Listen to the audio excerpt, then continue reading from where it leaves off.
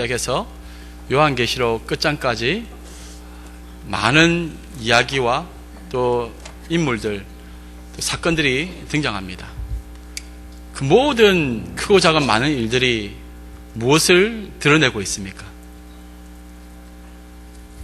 많은 분들은 이 성경은 예수 그리스도에 관한 이야기다, 그렇게 고백을 합니다. 그래서 이 성경에 대해서 우리가 설명을 할 때에는 오실 예수님, 하나님께서 인류의 죄를 대속하실 그 메시아 예수 그리스도를 보내시겠다 약속을 하셨는데, 그 메시아를 기대하면서 이 구약을 보는 겁니다. 신약은 오신 예수님, 하나님께서 모든 인류의 죄를, 우리의 죄를 대속하시기 위해서 보내주신 메시아 예수 그리스도, 그분은 이제 오셨다. 그 오신 예수 그리스도를 우리는 다시 기다리는 것입니다. 그래서 성경은 신약과 구약 모두 합쳐서 예수 그리스도에 관한 증언입니다. 그래서 성경을 보면은 우리가 창세기 1장부터 이 역사서를 쭉 살펴보다 보면은 많은 사람들이 등장하고 많은 이야기들이 나오는데, 그 내용의 중심에는 예수 그리스도가 있음을 알고 그 안에서 예수 그리스도를 찾아내는 것, 그것이 정말 중요한 거랍니다. 예수 그리스도가 빠져버린 성경은 의미가 없습니다. 철저히 예수 그리스도 중심입니다. 성경을 창세기 1장을 읽든 요한계시록 끝장을 읽든 민수기를 읽든 스바냐를 읽든 그 어디를 읽더라도 그 속에는 예수 그리스도의 구속의 은총이 들어있습니다. 조용한 가운데 말씀을 한번 묵상해 보십시오. 그 어떤 인간의 소리를 배제하고 말씀 앞에 서시기 바랍니다. 그러면은 말씀 되신 예수 그리스도께서 성령을 통해서 우리의 심령 가운데 들어오심을 경험하실 줄 믿습니다. 말씀에 뭐라 말하고 있습니까? 모든 것은 예수 그리스도입니다. 이 성경은 예수 그리스도의 보혈로 완전히 물들어 있습니다. 철철 흘러 넘칩니다. 교회의 중심은 예수 그리스도입니다. 우리의 삶도 예수 그리스도입니다. 우리 모두가 예수 그리스도의 그 은총의 대속 안에 들어있다는 것을 기억하시기 바랍니다. 성경은 두 가지의 층이 있습니다. 하나는 표면적 스토리가 있고 하나는 내면적 스토리가 있습니다.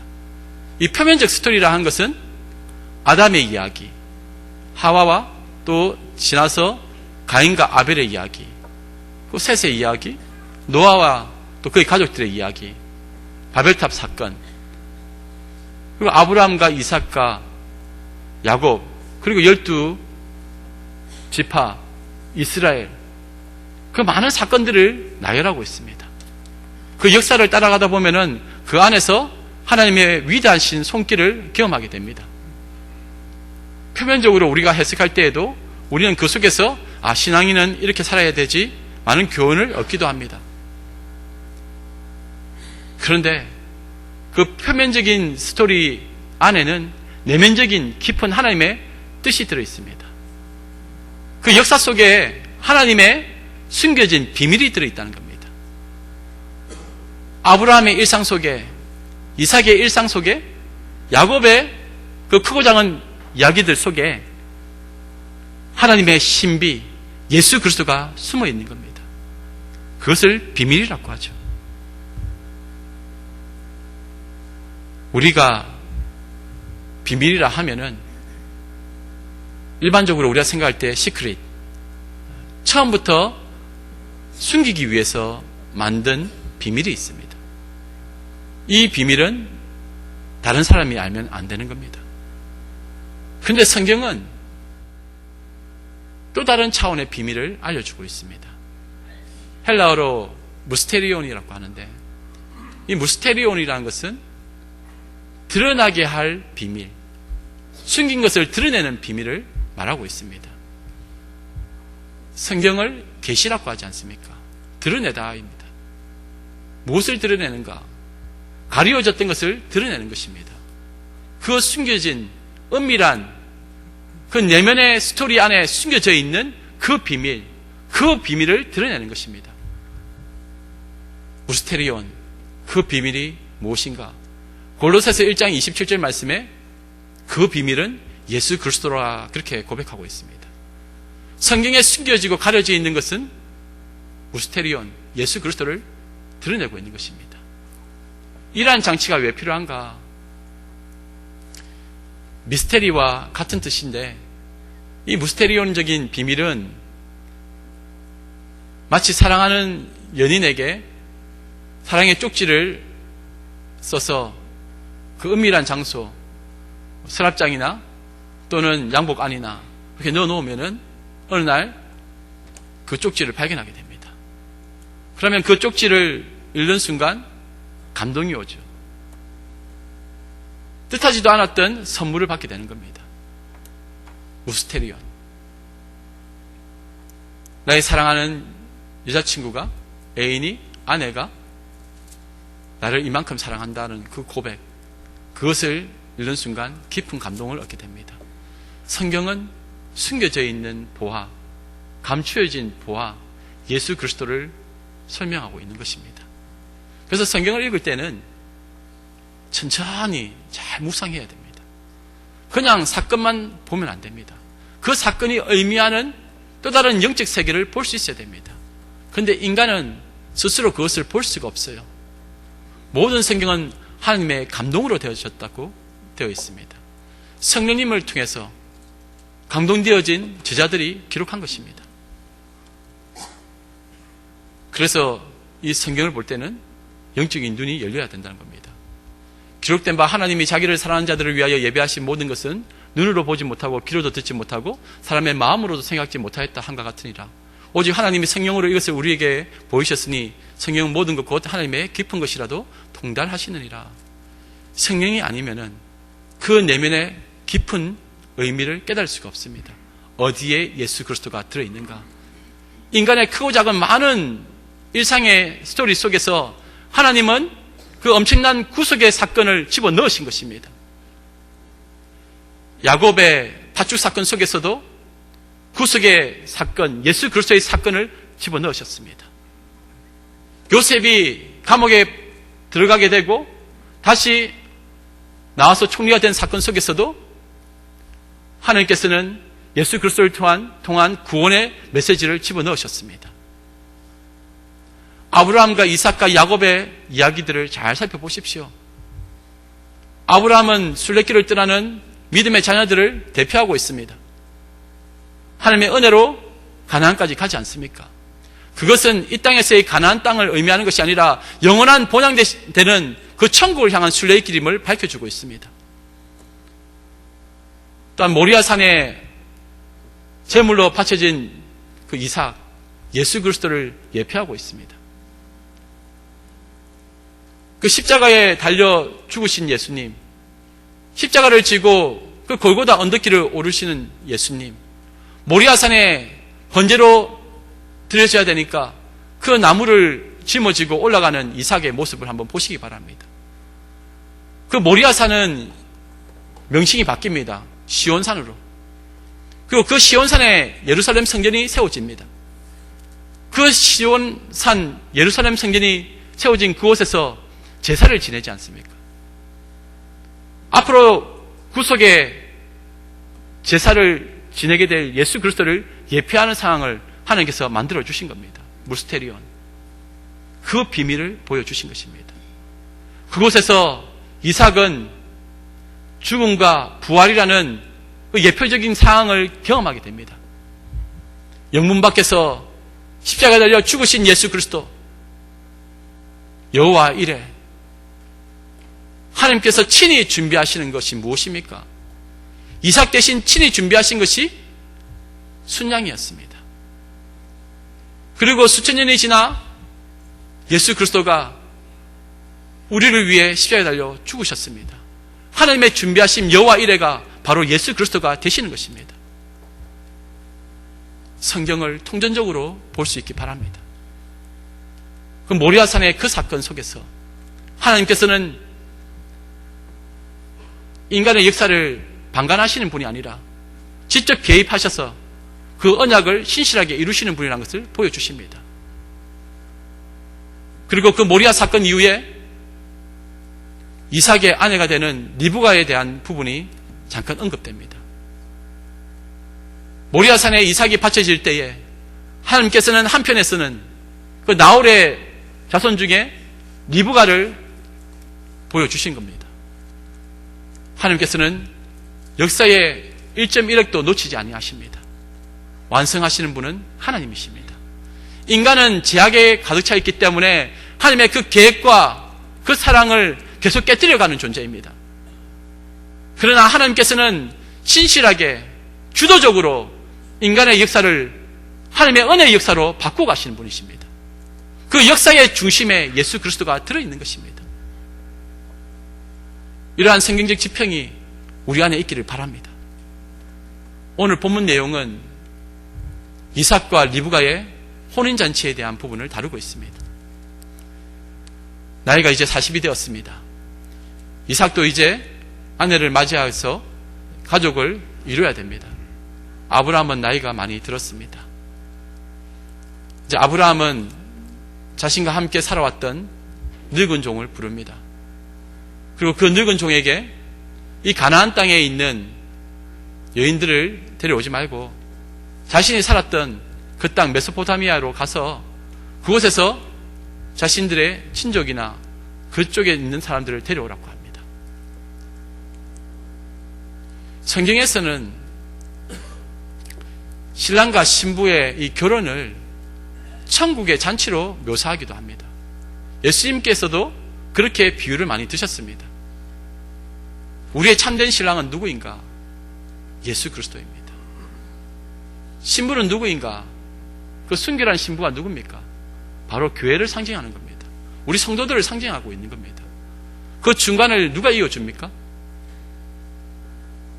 늙은 종이 이어줍니다. 그 늙은 종을 성령님의 사역을 예표하는 존재로 두신 겁니다. 그래서 예수 그리스도와 신부된 우리와의 신비적인 연합을 드러내고 있는 겁니다. 그것을 혼인잔치에 비유하고 있습니다. 신랑 되신 예수 그리스도를 우리는 어떻게 만났는가? 그 사건이 오늘 본문의 내용과 연결되어져 있습니다. 한번 잘 살펴보시기 바랍니다. 아브라함이 늙은 종에게 신신당부를 합니다. 그리고 이 모든 리브가를 데리고 오는 그 신부감을 데려오는 과정 속에 하나님께서 미리 예정하시고 또 준비하신 그 과정이 있다. 하나님께서는 분명히 약속하셨다. 그리고 자손을 주리라 약속하셨다. 그때에 하나님께서 먼저 보내셔서 사자를 보내셔서 그 모든 일을 준비하실 것이다. 그렇게 늙은 종에게 말을 하고 보냅니다. 늙은 종이 이제 나홀의 성에 도착하게 됩니다. 낙타 10마리를 데리고 그 먼 여정을 마치고 저녁쯤에 이 나홀의 성에 도착합니다. 그때에 이 늙은 종이 하나님께 기도합니다. 하나님께서 예비하신 그 신부가 누구인지 어떻게 내가 알 수 있겠습니까? 그러니 만약에 제가 한 소녀를 만나게 되고 그 소녀에게 물을 마시게 도와달라 말할 때에 그 소녀가 그렇게 허락하고 나머지 이어서 그녀가 스스로 낙타 10마리에게 물을 주겠노라 하고 물을 주면은 그녀가 하나님께서 예비하신 신부감으로 생각하겠습니다. 하나님께 그렇게 기도를 합니다. 그런데 그 기도가 끝나기도 전에 하나님께서는 이미 보여주신 겁니다. 오늘 우리는 본문에서 몇 가지 중요한 영적인 교훈을 얻게 됩니다. 첫 번째는 성도는 스스로가 증명하는 것이 아니라 증명되어지는 것이다 라는 사실입니다. 성도가 성도임을 스스로 증명하면서 달려가는 것이 아니라 성도는 상황과 환경과 고난과 역경 속에서 하나님의 백성이라는 것을 드러내는 것입니다. 늙은 종이 하나님이 예비하신 리브가를 만나는 과정 속에서 하나님은 적극적으로 개입하셨습니다. 오늘 본문에서 우리가 이해가 안 되는 부분이 있습니다. 두 가지가 있는데, 첫 번째는 이렇게 중차대한 문제라면은 이삭을 먼저 보내가지고 자기 마음에 드는 사람을 찾게 하면 되지 않느냐. 또 한 가지는 그냥 이렇게 복잡하게 물 기르고 이런 거 할 필요 없이 그냥 나홀의 성에 가서 리브가 데려온나 그렇게 하시면 되는데 왜 이렇게 복잡한 가정을 주셨는가? 거기에는 중요한 영적인 원리가 들어있습니다. 이삭이 가지 않습니다. 이삭이 만약에 갔다면은 이삭의 인간적인 마음이 들어있을 것입니다. 리브가가 어떠하다고 되어 있습니까? 그 외모가 어떻다고 되어 있습니까? 아름답다고 되어 있죠. 이 남자가 여자의 아름다움에 마음을 빼앗길 수가 있습니다. 가서 데려오면 되지 않습니까? 아름다우면 데려오면 되지 않습니까? 그러면 하나님의 계획하심이, 그 과정이 사라지게 됩니다. 인간의 행위만 남지 하나님의 계획과 하나님의 준비하심과 그 과정이 송두리째 빠져버리게 됩니다. 내가 좋아서 만났는데요. 근데 그리고 리브가가 아니면 어떻게 됩니까? 그 모든 실수를 누가 하는 겁니까? 인간이 하는 겁니다.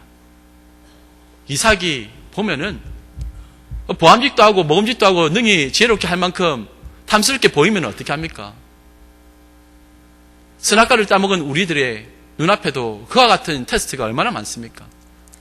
아예 인간의 그러한 모든 경험과 지식과 판단, 감정, 이성까지 다 배제시킨 것입니다. 그 이름도 밝혀주지 않습니다.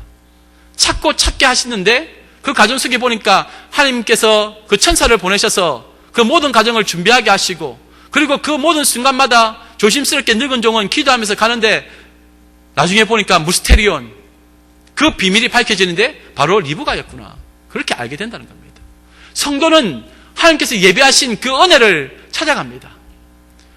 우리는 스스로 하나님의 은혜를 발견할 수 있는 영적인 눈이 없습니다. 그런데 이러한 모습을 통해서 우리가 깨닫는 것은 이 모든 우리에게 일어나는 크고 작은 많은 일들 가운데 그 내면적인 의미가 있는데 그 뜻이 무엇인가? 성도는 그것을 찾아가는 것입니다. 어디에 예수 그리스도가 들어있는가?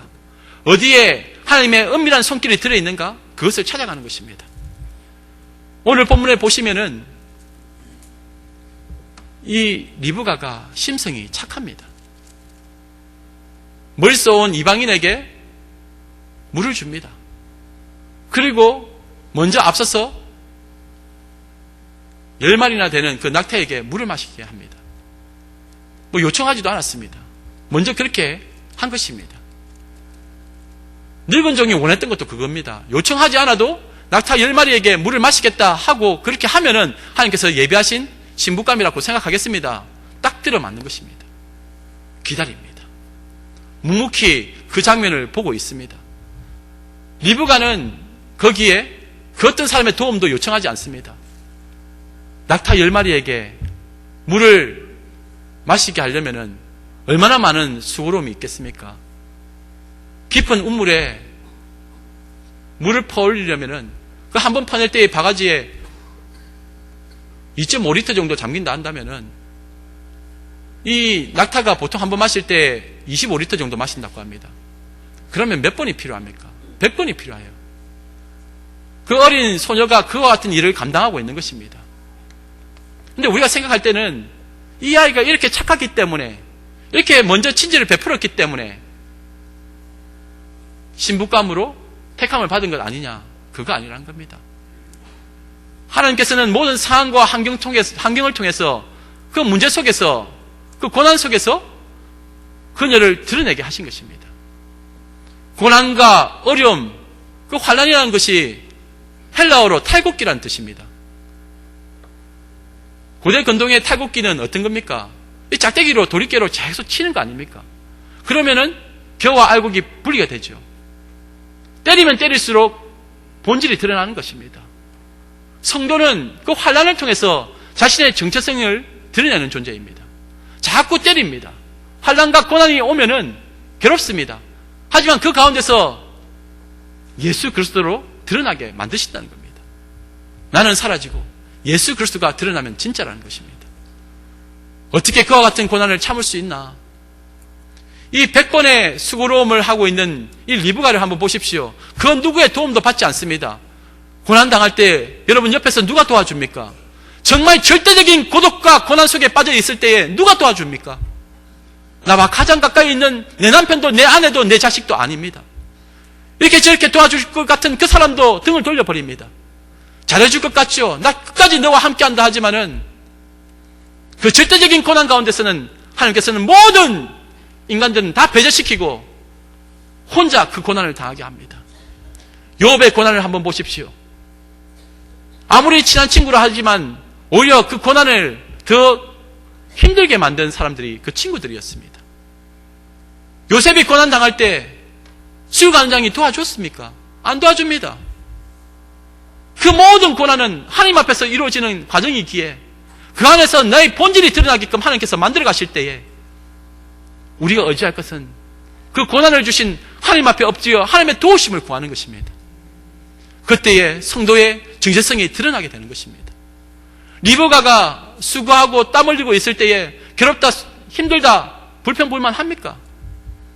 한 번씩 우리 성도님들 신방하고 이렇게 하다 보면은 참 힘겹게 살아가신 분들이 많이 계십니다. 눈물 많이 흘리십니다. 조금만 기도하면 눈물을 주르르 흘리시는데 그 마음에 담고 있는 안타까움들을 누구에게 말합니까? 그냥 주님 앞에 엎드려 기도하는 겁니다.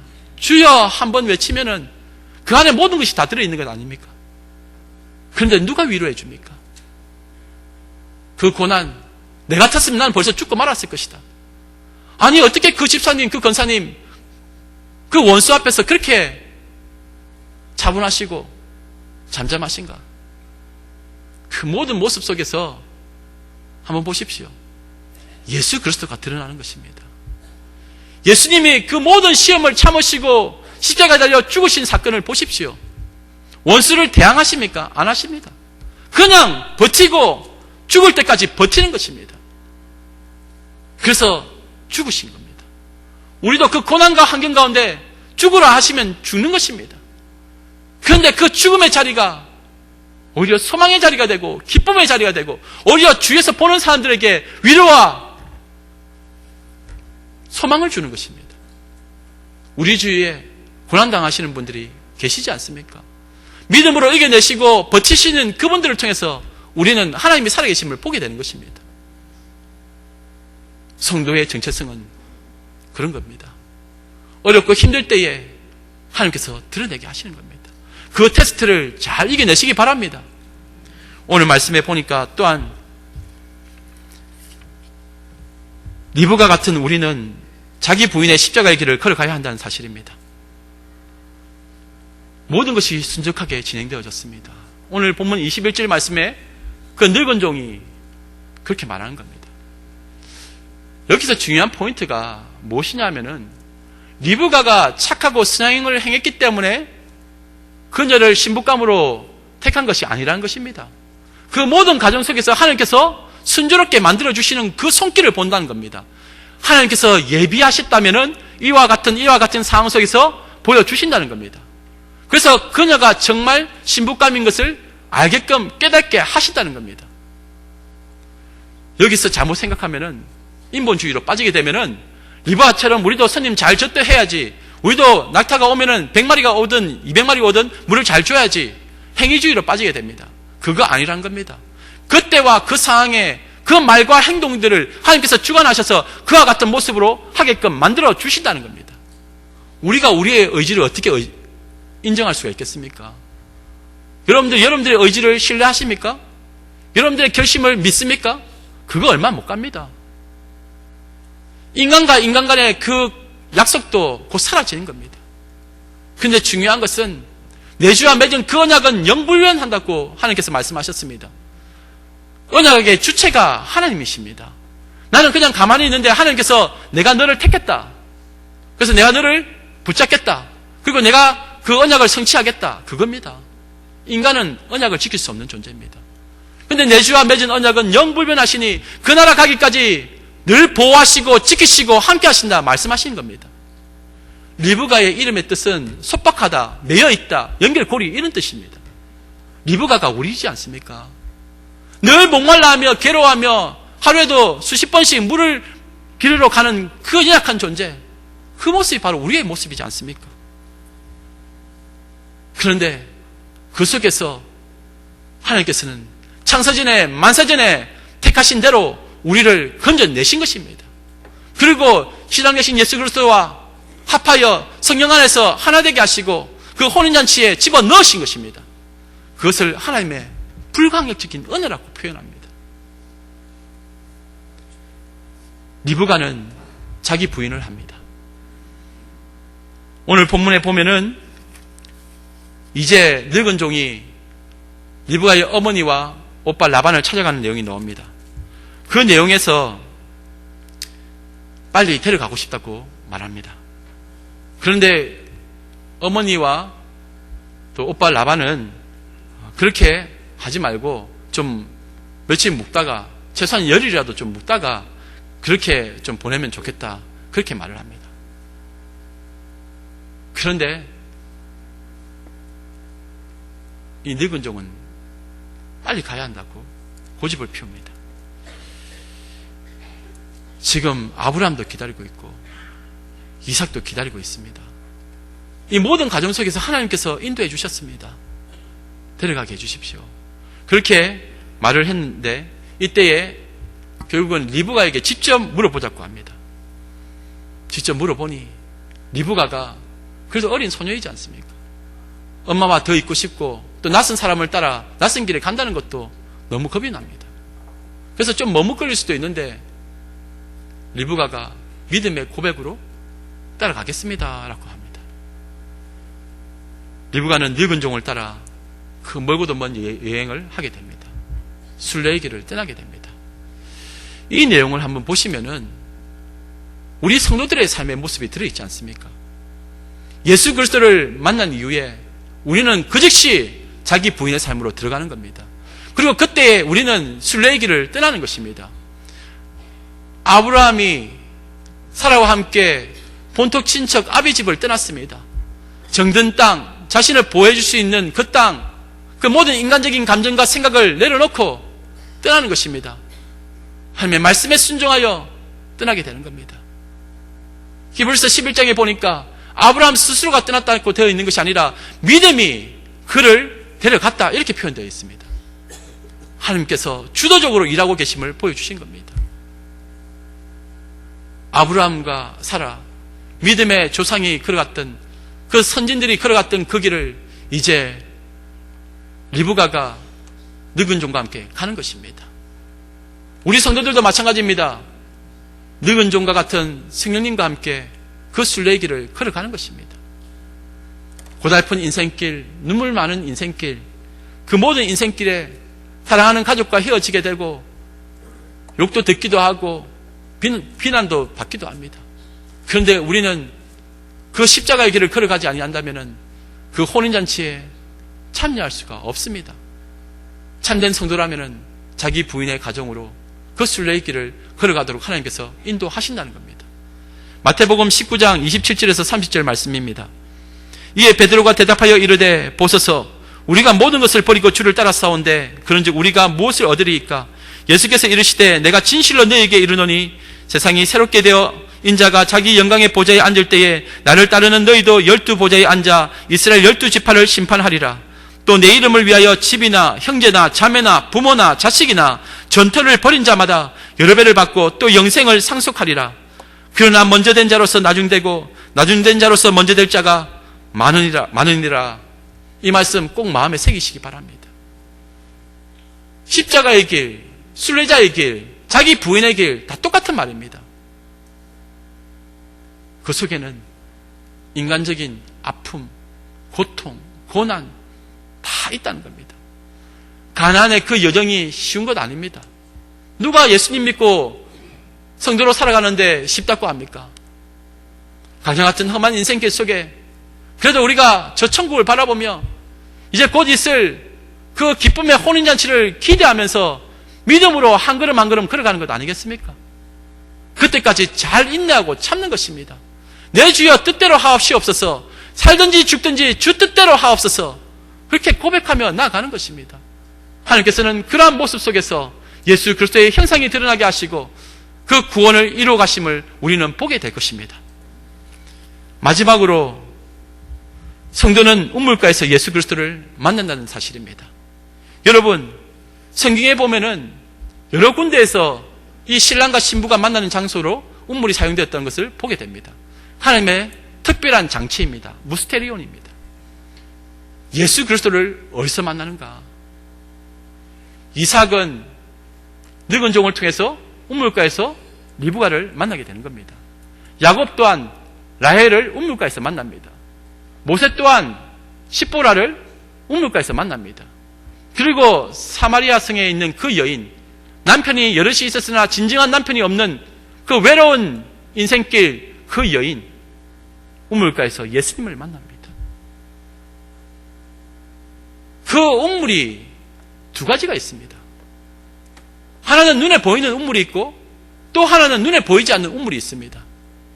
눈에 보이는 우물은 마셔도 갈증이 나는 그 우물이 있습니다. 그 우물가에 올 때마다 괴로워하며 슬퍼하며 너무 수고스러워 괴로워하는 그 사마리아 여인, 그녀가 예수님께 뭐라 부탁합니까? 주여, 내게도 그와 같은 생수를 주셔서 다시 이곳에 오지 않도록, 번거롭게 오지 않도록 해주십시오. 그렇게 요청하지 않습니까? 그때에 진정한 우물 되시고 생수 되신 예수님이 내 안에 거하라 하지 않습니까? 내가 바로 생수다 하지 않습니까? 이삭은 누굽니까? 이삭 또한 예수 그리스도를 예표하고 있습니다. 이 모든 만남의 과정 속에 생수가 넘쳐나는 것, 하나님께서 예수 그리스도를 만나고 함께하는 그 혼인잔치의 기쁨을 그렇게 드러내신 것입니다. 여전히 인생길은 목마름의 길입니다. 광야 같은 길입니다. 그 속에서 하나님께서 예수 그리스도를 통해 그 갈증을 해소시켜 주시는 것입니다.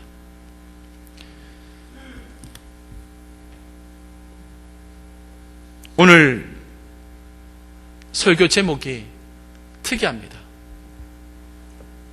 1989년 5월 7일 제가 우리 교회에 부임해서 첫 번째로 한 설교 제목입니다. 1989년 5월 7일 우리 교회를 알고 싶었습니다. 우리 구덕교회는 어떠한 교회인가? 겉으로만 보여지는 교회, 지금의 교회의 모습을 보고 싶은 것이 아니라 하나님의 주도적인 그 역사 앞에 우리 교회를 보고 싶었습니다. 하나님께서는 우리 교회를 어떻게 세우셨나? 어떻게 이끌어 가셨나? 그 속에서 그 구속의 사건, 예수 그리스도의 사건이 어디에 있는가? 그것을 찾아보고 싶었습니다. 단순히 사람들이 모이는 조직체가 아니라 예수 그리스도의 생명의 피가 흘러넘치는 교회임을 발견하고 싶었습니다. 그 역사책 속에, 교회의 역사 속에 무엇이 들어있는가? 거기에 보니까 많은 사람들의 이름이 올라옵니다. 그리고 이런저런 많은 일들을 했다고 되어 있습니다. 이러한 속에 하나님의 은혜는 어디에 있는가? 인간이 만들어 온 역사인가? 하나님의 은혜로 주도되어져 온 역사인가? 그때에 찬찬히 살펴보다가 제가 발견한 대목이 바로 1989년 5월 7일 단순한 몇 구절 안 되는 내용이었습니다. 식수오염으로 힘들어하는 이웃 주민을 위해서 지하수를 개발하여서 나누어 주었다. 단순한 사건입니다. 그냥 지하수 개발해가지고 이거 나누어 줬습니다. 그런데 그 속에서 저는 예수 그리스도의 보혈과 그 예표적인 그 사역들이 순식간에 지나가는 것을 경험했습니다. 예수 그리스도를 만나고 하나님을 만나는 그 은밀한 장소, 이곳이 어떤 곳인가? 저 목말라하고 괴로워하는 인생들 가운데 우리는 그들에게 무엇을 전해주는가? 에덴 동산 그 은밀한 장소에서 기쁨의 샘이 터져 온 땅으로 강을 이루어 적시지 않았습니까? 우리가 예배의 기쁨, 하나님과의 만남의 기쁨, 예수 그리스도를 만나서 함께 된 우리의 모습 속에서 흘러나갈 것은 예수의 보혈밖에 없다는 것을 깨닫게 되었습니다. 우리가 세상에 무엇을 주겠습니까? 오직 예수밖에 없습니다. 1989년 5월 7일 그때에 이 지하수를 개발해서 이웃에게 나눠줬다는 이 사건, 단순한 표면적인 스토리 속에 내면적인 스토리, 하나님이 직접적으로 개입하시고 우리 교회를 통해서 그 언약을 성취시키시고 죽어있는 영혼들 살리시겠다는 그 약속의 메시지를 볼 수 있었습니다. 우리 교회가 어떠한 곳인가? 무엇을 흘려보내는 곳인가? 바로 생수 대신 예수 그리스도 그 복음입니다. 그 보혈을 흘려보내서 이 땅이 기쁨의 땅으로 회복되기를 주님의 이름으로 축복하며 소망합니다. 이 시간 우리 함께 기도하겠습니다. 사랑의 주님, 우리가 우리를 증명하며 세상 가운데 우리의 힘을 드러낸 역사가 아니라 오직 하나님의 은혜로 여기까지 66년간 지나오게 하심에 감사드립니다. 인간의 힘이 아니라 그 어떤 소수의 영혼들이 아니라 오직 예수, 오직 복음으로 하나님의 은혜로 여기까지 오게 하신 것을 믿습니다. 국민을 풍성하신 하나님 아버지, 우리가 기억해야 될 것은 어떤 사람의 이름이 아니라 오직 예수 그리스도 그 이름만 기억하게 하여 주시옵소서. 오직 예수 그리스도만 자랑하게 하여 주시옵소서. 늘 그리스도와 연합된 교회라는 것을 잊지 말게 하여 주시고 이 땅에서 정해진 그 한 뼘 길밖에 안 되는 인생 속에 믿음의 순례 잘하며 끝까지 주님과 동행하는 삶 살아가는 우리 모두가 되게 하여 주시옵소서. 감사드리며 예수님의 이름으로 기도드리옵나이다. 아멘.